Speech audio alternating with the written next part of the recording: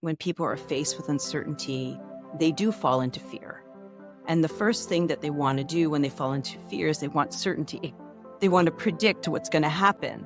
And so you see a lot of interest in forecasting and predictions and that type of thinking. However, with the type of complexity that we're dealing with today, there's so many moving parts. It's really hard to predict long term because you don't know what type of variables, something new could pop up and change the whole trajectory of a situation.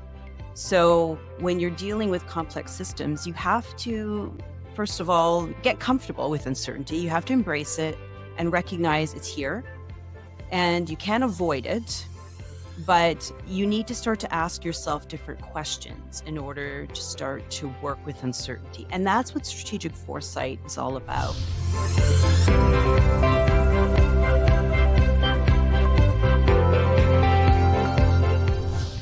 Welcome, fellow entrepreneurs and goal getters, to Entrepreneurial Elevation, Unleashing Greatness Within, with myself, your host, Kelley Beveridge, and my guest today, Donna. And if you're speaking from the French perspective, Dupont, or the English Dupont, as we just figured out.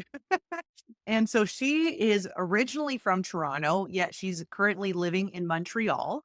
She's the founder of Purple Compass. She is a foresight and design strategist and futurist.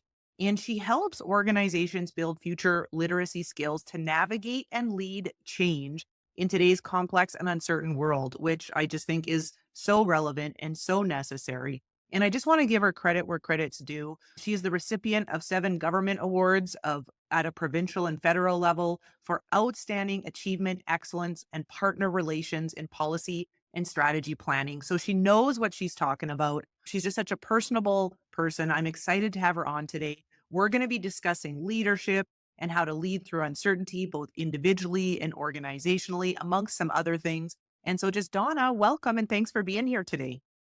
Thank you, Kelley, for the invite and for that lovely introduction. I'm Of looking course. forward to our conversation.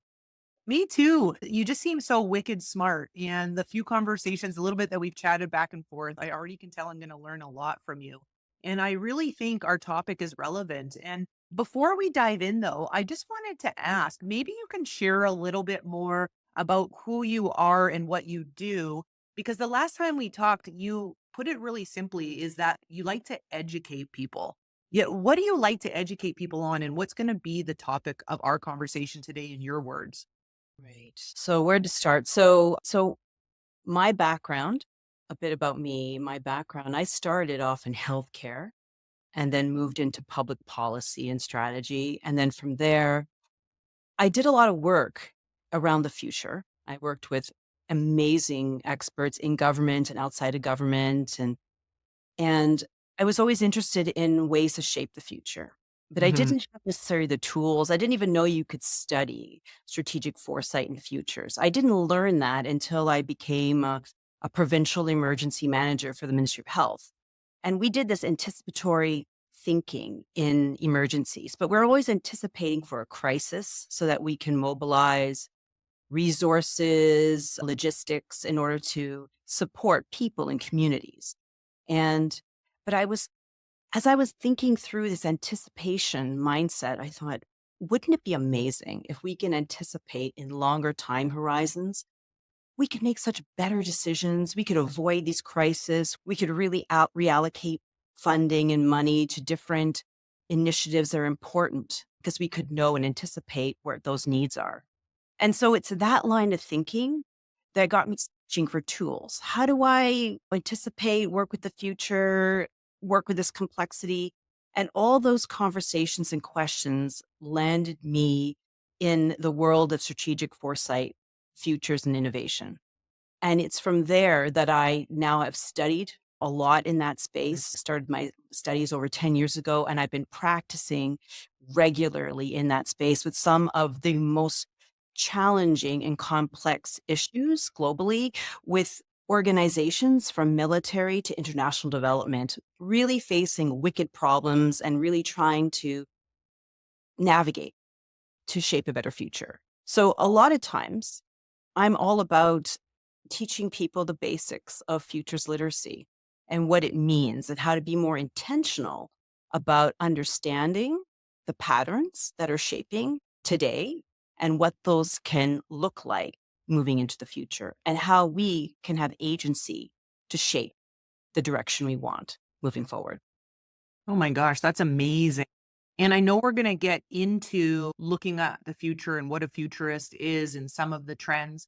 Yet I want to start with this idea of uncertainty because I feel that there's a lot of uncertainty right now globally. You obviously are an expert at this on a global scale. Yet if we narrow it down to how do we navigate uncertainty more individually and organizationally, such in a way that we don't let fear stop us or we don't go into like paralysis, which I think is really easy to do. What are some ways that leaders can navigate uncertainty nowadays? Yeah. So this is such a great question, and it's so relevant for today because there is so much uncertainty. And a lot of times when people are faced with uncertainty, they do fall into fear. And the first thing that they want to do when they fall into fear is they want certainty. They want to predict what's going to happen. And so you see a lot of interest in forecasting and predictions and that type of thinking. However, with the type of complexity that we're dealing with in today, there's so many moving parts. It's really hard to predict long term because you don't know what type of variables something new could pop up and change the whole trajectory of a situation.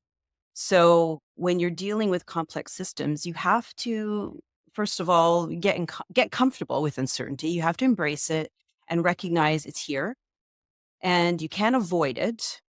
But you need to start to ask yourself different questions in order to start to work with uncertainty. And that's what strategic foresight is all about.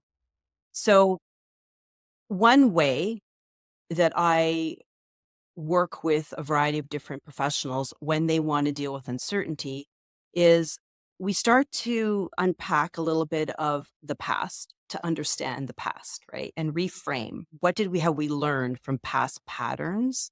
What were some of those challenges? How does that reshape the way we see things moving forward? And you want to take that knowledge and those insights from the past and bring them into the present. And then what you want to do is you want to observe the present. And you really want to understand without fear. So, coming from a very neutral place, very without judgment, just observing what are those patterns taking place today. And those could be patterns in the system. This could be across people, situations, different contexts, geographies, countries. What's taking place today and what's happening? And what are some of those consequences that we're seeing just short downstream? And what does it mean for maybe me or the work I do or my country or the region that I live in the world? There's a lot of questions you can ask. So you get into this inquisitive curiosity type of mindset. Very important when you're approaching uncertainty and futures. And then it's with that awareness of the past, awareness of the present, moving the insights that you get from the present to start to reorient yourself towards the future and start to think, okay, what's the evolution of some of these patterns that I think are quite relevant to whatever context I'm exploring, whatever question I have around the future? And and how are they shaping? Are they moving quickly? Are they really complex? And what am I certain about? Where we have a lot of knowledge that we know from the past, and what are some new features that's creating a lot of uncertainty. So being able to differentiate what you feel confident about with a degree of level of confidence, and then where the uncertainty lies helps because then you can start to decide using strategic foresight what are the different areas you want to explore from a futures perspective.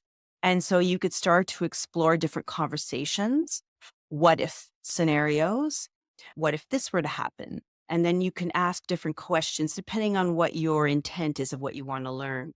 A lot of organizations want to learn strategy. They want to know, okay, this change is happening geopolitically or economically.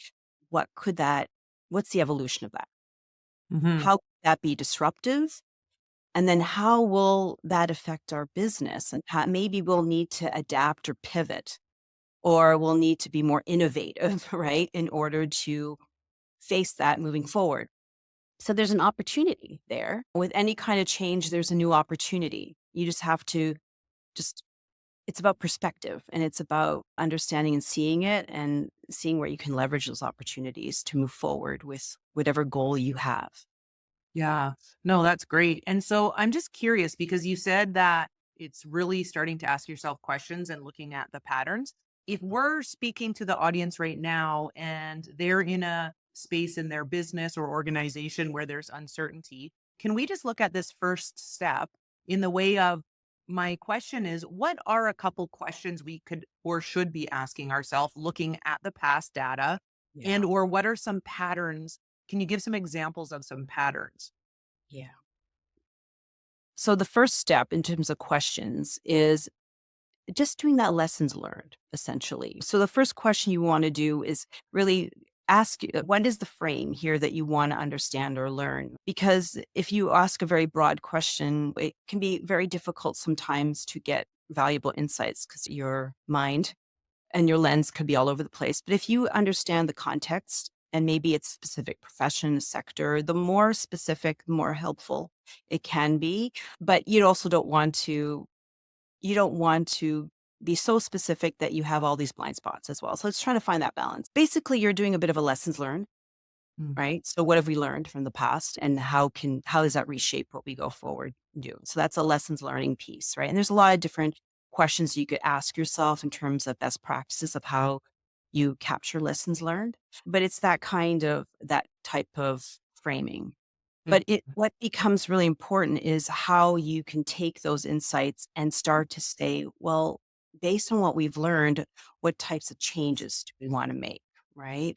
And based on what we're learning in the present, how does that also shape changes going forward? So you're bringing both the past and the present together to help with that. So it's really for the present, it's a lot of paying attention to what we call signals of change.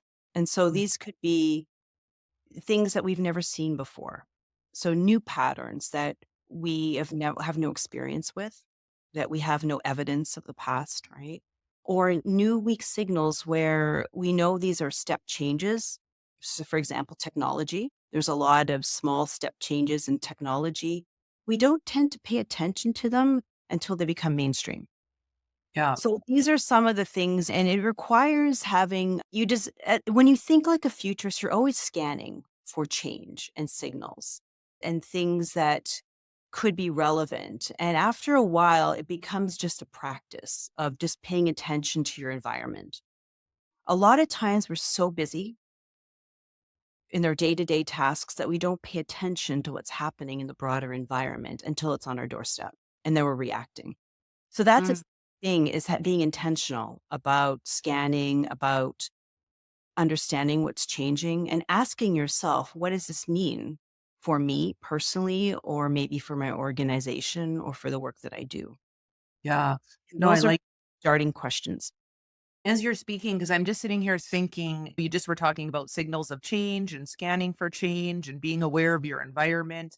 Because I was curious how you can start to anticipate change and I guess in my language, be proactive, right? Within our leadership and business so we can get the results that we want and not be putting out fires and be reactive. And is that why having a futurist mindset is important? Or maybe you can speak to what is a futurist? I feel like I understand the concept, but I've never heard it be called a futurist. So, what is a futurist? And then what does it mean to think like a futurist? So a proactive mindset is exactly that. So instead of reacting to issues of the day, Mhm, it's being more anticipatory and proactive about what's changing and building your awareness so that you can influence and shape the future. mm, And so that's typically what we see as a core element of futures and foresight. It's all about shaping the future. And a lot of us don't feel we have agency to change the system. We believe that we're always in reactive mode, so we don't see those opportunities. So when we think about a futurist, and it's an interesting title, I don't always call myself a futurist, but that is, I'm part of a professional association of futurists.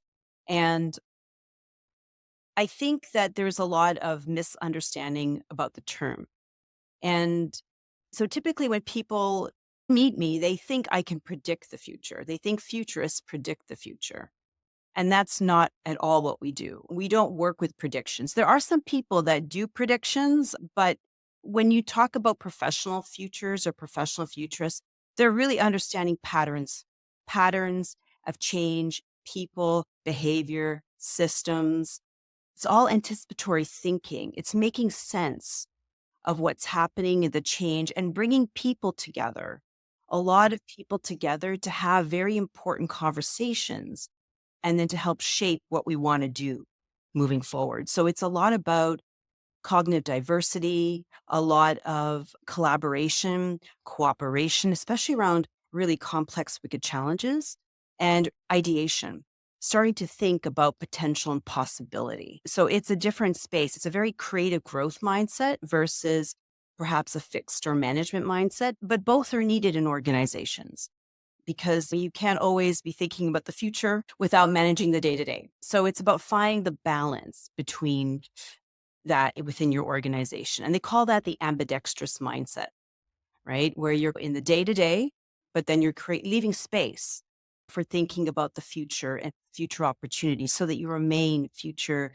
fit and you're able to move with the changing environment and you're not disrupted, but you're self disrupting yourself. Like you're disrupting yourself essentially.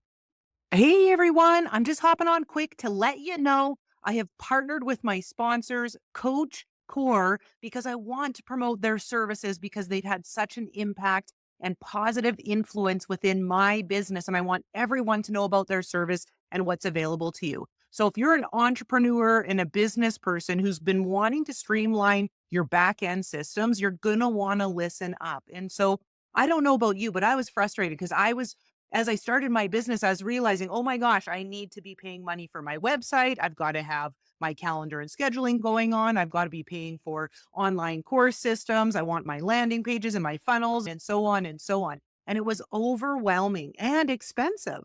And so I found Coach Core and I am so impressed with their business and their values. And I've just aligned with them.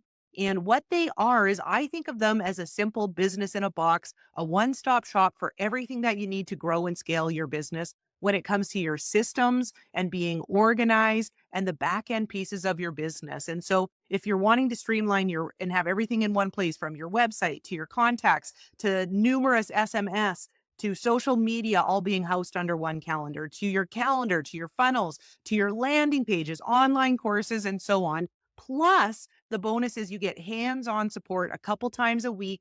Somebody will come on and you can actually talk to a real person and you can get your questions answered. You can get guidance around the systems. You can get support with marketing and strategies and business. And it really feels like a community while you're getting system support. And the best part is that it's extremely affordable at $97 a month, 97 US dollars. You can have all of that in one spot.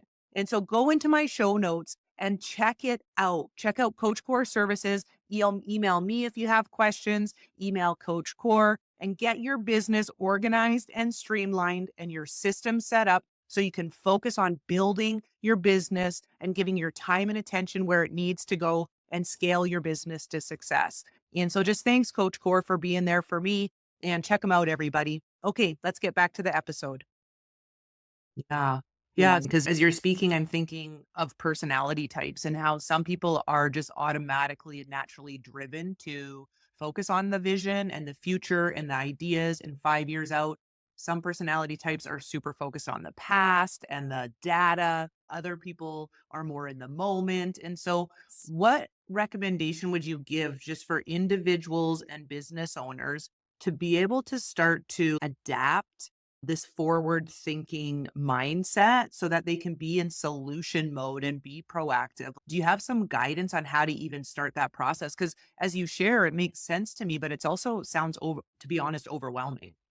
It can be overwhelming, yeah, especially if you are trying to take everything on at the same time. You have Mhm. to really start small and start with something that is really important for your organization, a challenge, and then bring the right people together around it. So you do want different types of mindsets and different outlooks and perspectives and expertise at the table. And it's okay. It's okay to have those types of disagreements. And in fact, what you want to do is create a very psychologically safe and brave space for these types of conversations. And there Mhm. are some organizations at the global level that deal with political and economic shifts and changes. They have these closed door conversations where it allows a freedom to talk about it, but to collectively understand the issue, understand different perspectives around the issue, and then collectively brainstorm about, okay, how can we address this moving forward? And so that's what you can set up within your own organization. It doesn't have to be this massive scanning to diagnose the whole system. It can be very simple in terms of one particular area pain point within an organization and maybe some patterns that are happening that are putting pressure on that, and then getting the right diverse group together and having these important conversations without judgment. Yeah. Key thing, without judgments, people feel safe to express themselves and tell you the truth. Yeah, for sure. And I know that you said within I might be not sharing this quite correctly, so please correct me, but you had discussed that there was a few different mindsets that can be involved in this process. I think one was management, one was disruptive innovator or innovation, Sure. and one Yes, visionary. I don't that's right. It's can very you good. maybe speak to those? Yeah. Yeah. So typically in futures, one particular frame, foresight frame and method that I love is called the three horizons. And I use it in a variety of different ways. But as a framing function, I find it's very helpful for people to understand different lenses towards the future. So when we think about it, we think of horizon one is this today, the current situation. And it's very much a day to day management mindset, status quo, right? We want to keep things running smooth. We don't like disruption. We don't like change. We don't like issues because it disrupts the management of our operations. So it becomes this way of operating, but it's very short term. And we know that trends are always shifting and that things are patterns are changing in the present. So paying attention to that is really important, even if you're in a management mindset. Also, there's new seeds of signals of change that are here today. For example, there's a lot of talk. It's not so much a seed, but it's probably a bigger plant now when they talk about not just AI, but AI agents of the future and what that will be, because there's a lot of talk about that being the next big transformative wave in AI. And I think a lot of people are just trying to wrap their head around AI and just all the tools today, but there's a lot more coming in the future. And it's not that far down the road, probably in the next year or two, we're going to be seeing this being used. So those are important signals to pay attention. That's the management mindset. And then when you get into horizon two, it's looking at what's changing, right? So there are different patterns. So building on these signals of change, there could be some new emerging issues that are happening today, new signals, step changes that are moving quickly, like technology, artificial intelligence. These are moving very quickly, the iterations, and they can be very disruptive. So this is definitely the disruptive horizon too, but also it's an innovator's mindset Mhm. because innovators are not afraid of change. They welcome change because they're always looking at what's on the other side of that change. How can I leverage that and create something new with my business and start to provide a new offering or a different way of providing services? So that's how a visionary will think about it. Or sorry, an innovator will think about it. And so you have a lot of those types of innovators across a lot of businesses, small businesses, medium-sized business, but also the Silicon Valley crew, those people that work on those incredible innovations, they're very much on that innovator's mindset type of pattern, and they're always there. And then there's the visionary, and the visionary tends to be very much in the longer term futures. where they're thinking about what is possible, right? Mm. Where can we go? And when you start to think about visionaries, you start to think about people like Elon Musk, who wants to go to Mars, right? And so these are really long term type of aspirations. It's very aspirational, but it pulls you forward. If you have a vision, it pulls you forward and you start to then plan for how do we get there? And you Yeah. start to take steps and move in that direction. It's when you're taking steps that you get to learn a lot about what it takes to build it. Yeah, thanks for explaining that. And I'm just sitting here thinking as you're talking, because whether you have a small business or you're a solopreneur or you're running an organization and you're in one of these leadership roles, I'm sitting here thinking, and I don't know, but my belief is that the sooner, and I'll just speak for myself, I allow the acceptance that change is going to happen. And let's just relate it to technology, right? Like, technology has always been my biggest fear. I can get on here, I can talk to you, yet I'm like, great, is my mic going to work? What's going to happen? What's going on? Chat GPT, I just figured out. And now I'm like, oh my gosh, AI, more tools. And so, what guidance do you give people such that we don't miss the wave or the curve? Because you talk about innovators, and that makes me think of the bell curve, right? Mhm. So, there's the innovators, the early adopters, the early majority, the That's late right. majority, so on and so forth. That's And right. I feel like as a leader, I feel like it's important that we're like ahead of the game or we're riding the wave. Yet That's if I have my head in the sand and I'm resistant to change, or I'm like wanting to avoid the fact that AI is coming, for an example, which I think is a very relevant example, that's yes. not going to serve me as a business person. So how do I work through my feelings towards change when I have a lot of energy towards it, and I know it's not gonna support me in being successful in the future? Sorry, your question was around change and how it might not But be helpful. yeah, like, how do I let go of my resistance? Like, how do people let Resist. go of their resistance to change so Yeah. that they miss opportunities? Yeah. So that's a really good question because change is uncomfortable.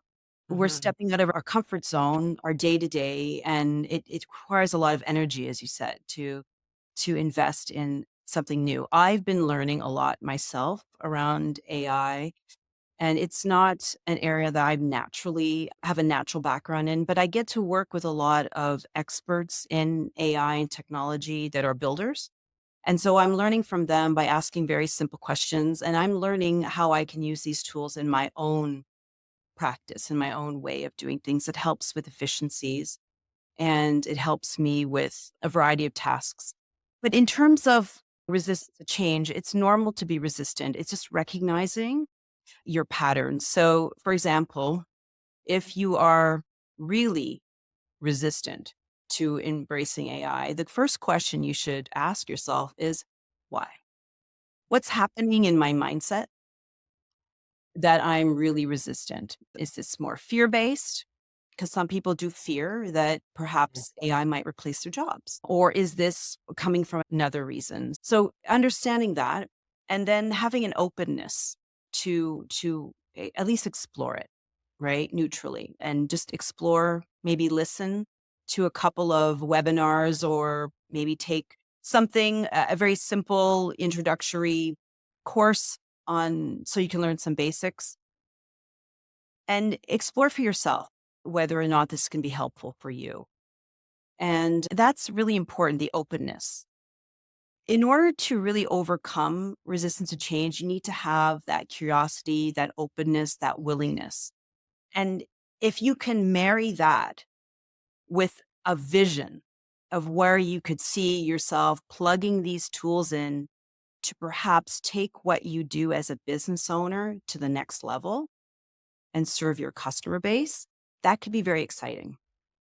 But you need to explore it and become curious, right? And if you don't open yourself up to exploration, you'll never know the opportunities that lie on the other side. Yeah. Well, so that's the first step. And that's what I've been doing is I've just been curious and I've been playing and I've been testing and I've been talking to people and I've been learning by doing. And that's probably the best first step. But I like that you talked about that innovation bell curve because I think it's really important here to emphasize that entrepreneurs are on usually the early adopters of innovation, right? So this is so important and it's such an advantage if you are a small to medium sized business or organization and have a degree of agility and adaptive capacity because you can probably take on these new technologies and changes faster than a large organization that has a lot of processes, structures, hierarchies, bureaucracy. Takes them a long time to adopt this. And there's a lot of resistance, lots more. So you need to reframe the opportunity. And that's how I'm reframing it as a smaller business owner. Where can I use this and how can I create efficiencies and where would I take that savings and reinvest it into new offerings? And so that's just one example that I think could relate to a lot of your listeners. Yeah, no, I love that. And it's so interesting. You're like, why am I resistant? And I'm like, well, because I don't feel competent, right? I don't feel like I know how or know. And I'm just sharing that because I'm sure a lot of people can relate, Of course. right? So to start exploring, like you said, and just be curious and just take some steps and play around with it. And you just made such a good point is entrepreneurs, when we're either solo and or have a small organization, I feel it's easier to embrace change because there's not a big amount of people to sway in that direction, right? And so, what would you say for organizations? What are some effective strategies for organizations, or maybe it's some foundational principles such that they can adapt to rapid change quickly and effectively during some of these uncertain times? Because, yeah, when you're attempting to move an army of, let's say, 100 people, that's not the same as like a small business of two or three, right? Yeah. Do you have a few tips or guidance around that for those who are listening, who are leaders of organizations with change coming? Right. So with change well, in an organization, it's a lot more challenging because a lot of times there there's different you're dealing with internal politics and culture, right? Mhm. And so culture becomes very important in a type of change initiative because there's this famous quote, culture will eat strategy for breakfast, right? So you could have the best strategy, you could have the best ideas, the best innovative model out there, and it sits in the wrong organization, has a culture that doesn't embrace it and it won't flourish. So that's so for any organization that wants to embrace uncertainty, that wants to be more innovative, maybe wants to leverage new opportunities going forward, they need to re-examine their culture and how open their culture is to this type of thinking and what are the barriers that are in place that are resisting this type of progress and how can we remove some of those barriers, right? And Mm. so that's one step. And then it's creating safe spaces. So that's really what it's about is a safe space and to demonstrate a new way of thinking and embracing the change within the broader environment and then having conversations about what that could mean for the organization. So it's not that different than what you would do as an individual. It's just the scale is different. Mhm. The people that you include is different. You probably want to have the CEO as well as part of this change initiative because they're going to paint a vision of where they want to go. And that vision can be very inspiring for staff. And if they can create some momentum behind that and create processes to move ideas forward, then you could really reshape a culture within an organization towards change, towards transformation, to be willing to let go of processes that are not working very well and how to looking for ways to improve them. But any kind of change initiative, when you start to go into implementation, it's a lot of work behind the Mhm. scenes, right? So you have to be prepared to see it through. So this is why you need to be very passionate about and intentional about where you're making the changes, why you're making the changes, where the benefit is, what value you're looking to achieve moving forward, not just for the organization, but for the people you serve. And so Yeah. those are some important, yeah, factors to consider when you are exploring that within your organization.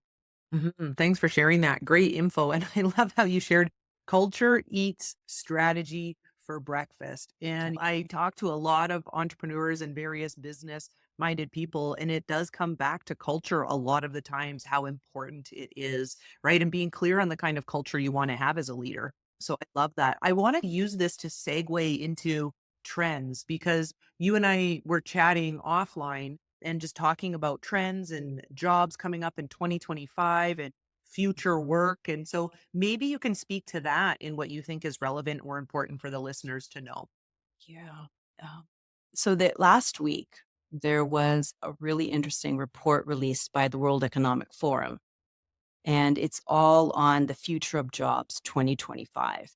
I think they release this report yearly, but it's the first time that I've seen this report, and I'm still reading through it. It's several hundred pages, but I thought it was really great because this was a report based on research that they've done interviewing over 100 organizations that are leaders globally. And they were asking questions about the future and what are future important jobs and skills moving forward and what's on their mind as they're looking at today's context.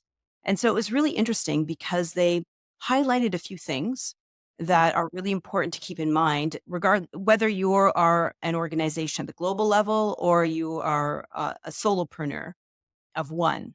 These are really big macro changes that could affect jobs moving forward. So, one of the first ones that they talked about was geopolitics and those changes. And so, we are seeing this now with a new president of the US.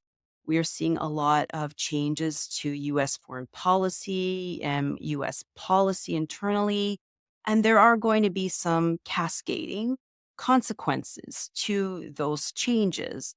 And so, what that means is that you are going to see some changes in terms of potential restrictions on trade, investment, but you also might see some tensions regionally, globally.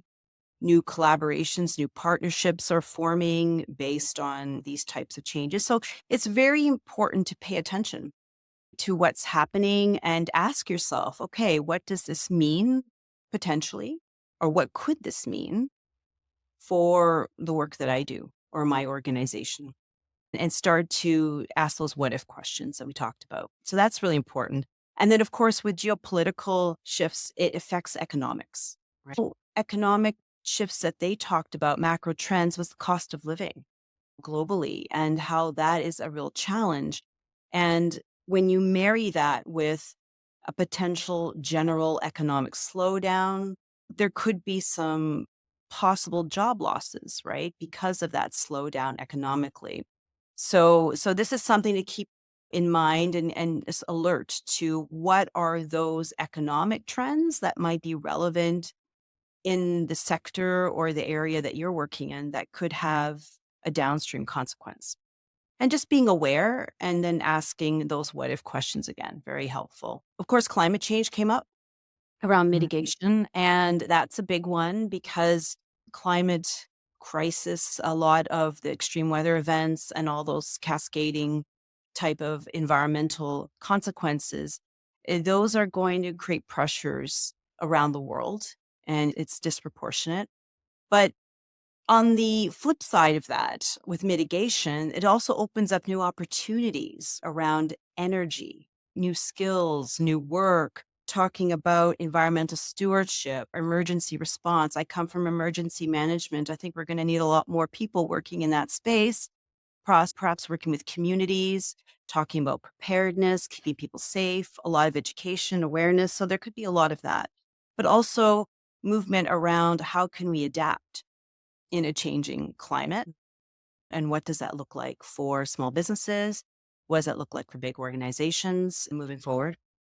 But one of the most interesting things that I thought was really fascinating, and it was the biggest trend in that report, was the technological change that we were talking about earlier. And it's about this broader digital access that they're expecting to happen globally.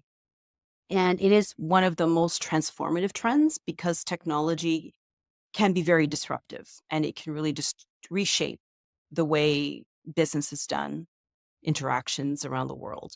And so a lot of employers really believe that these types of changes in technology are going to transform businesses by 2030. So it's really important to pay attention to those trends. You don't have to necessarily know them all, but understand which ones might be relevant for you and your business and get curious, very curious. And it can have a divergent effect because it will create new jobs in technology, but also things that are simple jobs that can be automated probably will be automated. Mhm. So it's an opportunity to think about upskilling, learning. It's a time of continuous learning and relearning. That's what Yeah. we're dealing with right now. So you definitely want to be proactive. But all of this really centers around the demand for human skills, right? Human centered skills that they talked about. And so this comes down to this flexibility, adaptability, this type of curiosity towards the future and being resilient. These are all really important aspects to cultivate moving forward. So it's a very flexible, very open, creative type of mindset moving forward for innovation, for change, for transformation, like across the board. Yeah, that's such good information. And sitting here thinking about the trends, I have a question before we start to wrap up. Sure. What comes to mind when it comes to being proactive is like this thought process of fail to plan to Yeah. fail. It's better to be prepared and not need to use it, these kinds of things. Yet, how much time should we spend focusing on the future trends and having maybe a potential solution for each one that if our business needs to go in that direction or capitalize on it? Or do we even do that? Or is it more just be curious and be aware? Or should I be thinking about some of these things and have a plan in place in case I want to pull the trigger? Because I'm very present focused with what I'm currently doing. So, how much time should we put towards future potential changes in our business? Right. So it all gets back to that conversation earlier around, do you want to be reactive or proactive? Right. Hmm. So if you are thinking more from a reactive standpoint, you're thinking about, okay, I'm not going to change unless I have to change. And so I want to know if I must change, then I'll have a plan in place for each change. Right. And then I will implement it. And you can definitely do that.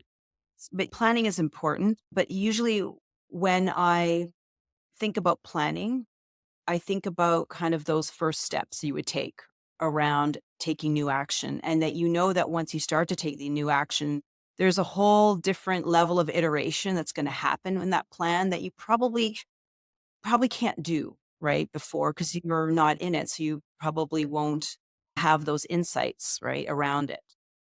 That's one way you can do it. Or you can think about, where do I see an opportunity?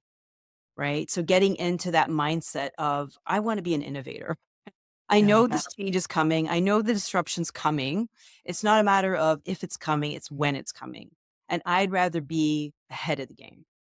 And so thinking about what are those big macro trends, and you don't have to name them all. You can think about one or two that are really relevant that you really want to double down on and focus on, and then put your focus and energy towards that and be proactive. And so that this way, when it does go mainstream, you're not catching up with the rest of it, with the rest of society. You're actually leading the change. Yeah. Yes. Such good advice. And Donna, people are going to want to have a further conversation with you. I know it because this is just such a big topic that we're discussing right now. And there's Yes. so many moving parts and it's so super relevant. And so, what do you have? Maybe share a little bit about where people can find you. And I know you have something releasing that the day that this is going to be going live, this episode that can support this further conversation with entrepreneurs out there and businesses and organizations. So, maybe speak to that if you can. Sure. If people want to find me and more about my work, they can go to my website at www.purplecompass.ca. And it has a variety of information. People can subscribe for updates on upcoming events, trainings that we're doing, as well as I'll be launching a weekly blog series to provide insights for people that they can, new ideas from my insights from my experience to help people implement them in micro learning doses moving forward. But in terms of my offerings, I have what I call the Future Intelligence Lab. And within that lab, there's a lot of different services to support organizations and individuals in applying strategic foresight and futures within their context. And so it's really working with the clients to apply it and make it relevant for the goals for their organization. But I'm really excited to also share with you that I do have a really new program launching the day that this podcast is airing on March 4th, which is the Future Intelligence Lab. So it's sponsored by the Future Intelligence Lab, but it's our community coaching program. And it's all about building a global community of change makers who are really interested in learning about change, who are working with projects within their organization and want to be part of a community where they can learn together, that they can grow, that can share ideas. And so I will be facilitating that on a monthly basis, and it's free for people to join. And it's all about sharing a bit of foresight, and it's the practical side of implementing it so that people can walk away from those sessions and experiment within their own business or organization. Amazing. What a great offering. And thank you for putting that together because I honestly think that what you do and your service and what you teach, there's so many people out there who are going to be looking for that. So appreciate that so much and for you being here too today. So I have a few last questions. So what would you say for yourself would be your version of success today? For myself personally, Yeah. Yeah. I think for me, success would be the ability to democratize futures and foresight and make it available to anybody who wants to learn. Mm, yeah. Amazing. And next question. So my podcast, the tagline is called Unleashing Greatness Within. And Mhm. so what are three tips or guidance that you would give people to unleash their inner greatness? That's a good question. Okay, my first tip would be to recognize your own greatness and to observe yourself and give yourself credit for what you've done and what you've done courageously in the past and today, and to acknowledge that and to give yourself credit for that.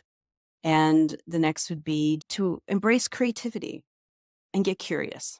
I think it's really important to have that openness, that mindset, and get creative, curious about the world around you and your place in that and where there's an opportunity for you. And the last would be to be bold.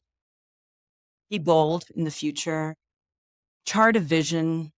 It can be aspirational, but be bold in what you want to accomplish and then give yourself the ability and the support to get there.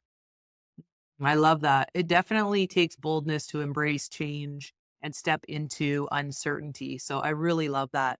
Okay, last question. What would you share with the audience? They're going to get off this call. What could be based on your message today around leadership and embracing uncertainty and dealing with change and being a futurist and looking into the future? What would be one call to action or piece of guidance you would give them to implement this week? Something that they can go and implement. Call to action to implement this week. I would say explore your own comfort, discomfort with uncertainty and sit with it and ask yourself, what am I thinking? What am I feeling? Why? Understanding those patterns within yourself and ask yourself the question of how can I take one step forward into the uncertainty. So stepping outside of my comfort zone. What's one thing I can do that is new, that takes me outside of my comfort zone? Small step. I And love it's it. yeah, I think that's I great. If you're doing that on a regular basis, by the end of a year, you've taken 365 small steps. So it's a big leap. Yeah, no doubt. And okay, Donna, is there any last things that you just want to make sure that you share? If there was one more thing, anything else you want to add? I would just say we live in a really fast paced, changing time, and a lot of people are very nervous about the future, and it's understandable. It really is understandable, and you can fall into fear. But I would just say catch yourself when you're falling into fear and give yourself the support you need and reach for optimism and hope and see how you can perhaps take a step forward in a different direction to shape a better future. And that the future is not already predetermined. It's really us who shape it. And so not to fall into fear and catch yourself and give yourself the support and the encouragement you need to keep moving forward. Amazing. I love that. And I'll just give the audience one call to action, which is if you consider yourself a change maker and you want to be an innovator and you want to be proactive, check out Donna's community coaching program. It launches today. You can go into the show notes and get information as to where to find that. And I just know that you will give so much information, support, teaching, and help alleviate people's fears so that they can lean into change and make decisions for themselves to set them up for success. Just thank you so much for being here today, Donna, and just everything that you shared. Really appreciate your time. My pleasure, Kelly. It was a wonderful conversation. Thank you so much. Hey, everyone. I just want to hop on and thank Donna for being on today. Just really enjoy speaking to her. She has so much knowledge and wisdom around leadership and how to maneuver and handle and be proactive with uncertainty. And so definitely reach out to her and get more information and more knowledge and more guidance, as she really knows what she's talking about. So thanks, Donna, for being on the podcast today. If you enjoy today's episode, I just want to share, you may enjoy an episode that I did a while ago with my good friend, Paul Sessom. That's episode 37, where he talks about team building and collaboration in business and how that trickles into your personal life. So go and check out that episode. If you liked this one, you'll like that one. And then I'm excited for next week. I want to give next week a plug. I got my buddy from Florida, Nick Weinecker, coming on. He's a character. He's hilarious, yet he's also a very successful businessman. And we're going to be talking about recruitment. Okay. All things recruitment when it comes to business, how to have meaningful conversations, how to go about being effective in recruitment. And we're going to have him on, and he's just a joy to listen to. So I'll see you next week. Thanks so much for being here. With love, greatness, and success, it's your host, Kelley Beveridge.